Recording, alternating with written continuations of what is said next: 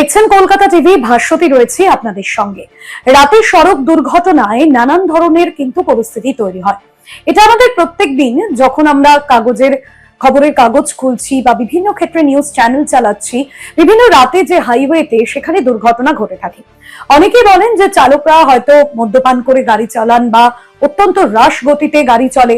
সব ক্ষেত্রে কিন্তু সেটা নয়, কারণ এমন কিছু বিষয় থাকে যেটা দেখা যায় যে আমাদের এই যে গাড়ির হেডলাইট, গাড়িতে যে হেডলাইট গুলো থাকে সেটা অত্যন্ত প্রখর হয়।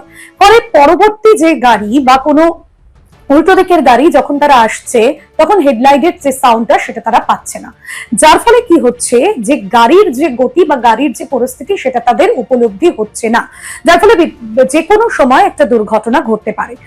সেন্ট্রাল মোটর ভেহিকলস রুলসে বড় ধরনের সংশোধনের প্রস্তাব দেওয়া হয়েছে, যা আগামী বছর এপ্রিল থেকে কার্যকর হয়েছে।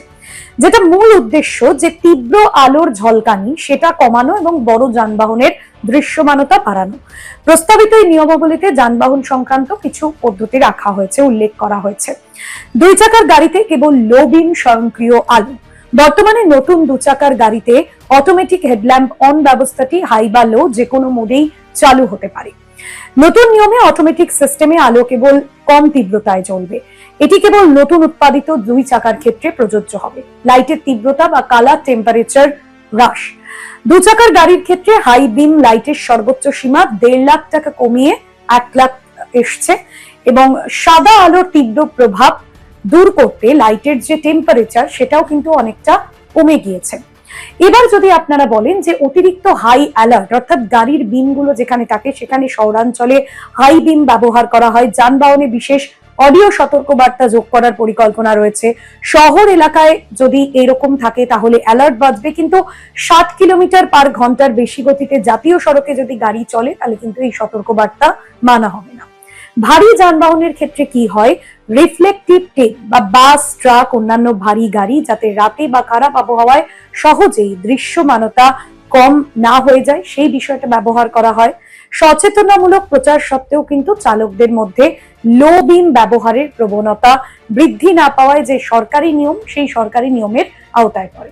এবার অনেক কথায় দেখা যায় যে বিভিন্ন জায়গায় শহরাঞ্চল যেখানে রয়েছে সেখানে এই যে লো বিম গাড়িগুলো রয়েছে বা যেখানে হাই যে গাড়িগুলো রয়েছে এখানে প্রচুর লাইট থাকে, সেই সমস্ত জায়গাগুলোতে অনেক সময় অনেক ক্ষেত্রে দেখা যায় যে এই যে আলোর যে তীব্রতাটা সেটা অনেকটা বেশি হয়ে যাচ্ছে, যার জন্য পরবর্তী যে গাড়ি সেটার ক্ষেত্রে সমস্যা হচ্ছে এবং অনেক সময় দুর্ঘটনা পরিস্থিতি তৈরি হচ্ছে। সেটা যাতে না হয় লাইটে কিন্তু এই সিস্টেমগুলো আনা হয়েছে, যাতে পরবর্তীতে এই যে হ্রাস গতিতে যখন গাড়ি চলে সেগুলো অনেক ক্ষেত্রে কম হয়। আজকের এই বিষয় এখানেই শেষ করব, তবে অন্যান্য আপডেটের জন্য দেখতে থাকুন কলকাতা টিভি রাত দিন 7।